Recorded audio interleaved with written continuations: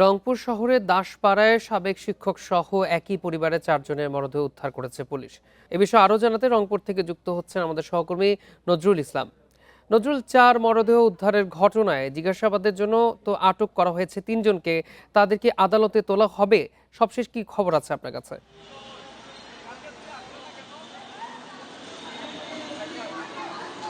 দেখুন, আসলে আদালতে তোলা হবে কিনা এটি আসলে এখন পর্যন্ত জানা যায়নি। তবে ১২টার সময় সংবাদ সম্মেলন করবেন metropolitan police commissioner Abdul Mahmud.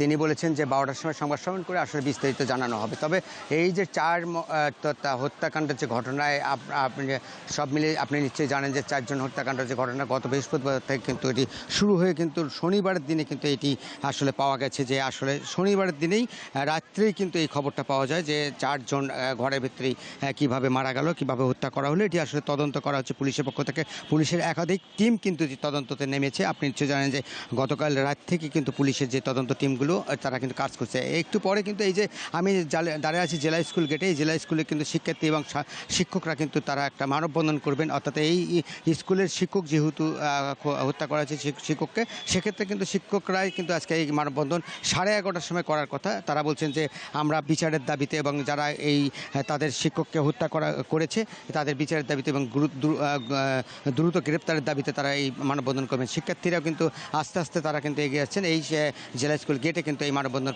করবেন। এরপরে কিন্তু আমরা যেটা জেনেছি যে কারমিকেল কলেজের গেটেও কিন্তু একটি মানববন্ধন হবে এবং আরও কিছু সংগঠন কিন্তু তারা বিভিন্ন জায়গাতে মানববন্ধন করবেন, যেহেতু এটি কিন্তু বড় একটি ঘটনা। অর্থাৎ রংপুরে 4 হত্যাকাণ্ডের ঘটনা ঘটছে একই পরিবারে, অর্থাৎ তার পরিবার পুরো আর কেউ থাকলো না তার পরিবারের মধ্যে, সবাই কিন্তু একেবারে হত্যা করা হয়েছে তাদেরকে।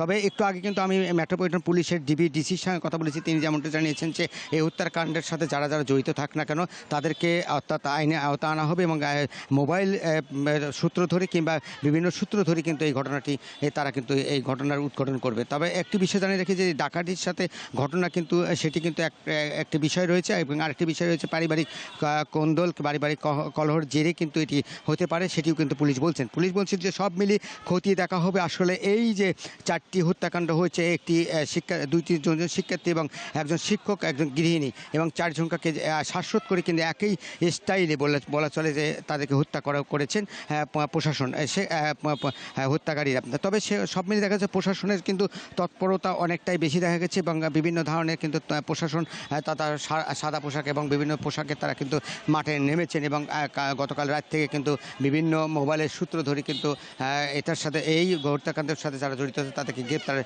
চেষ্টা চালিয়ে যাচ্ছেন। রংপুরে চাঞ্চল্যকর একই পরিবারের 4 সদস্যের হত্যাকাণ্ডের সর্বশেষ তথ্য জানাচ্ছিলেন আমাদের সহকর্মী নজরুল ইসলাম।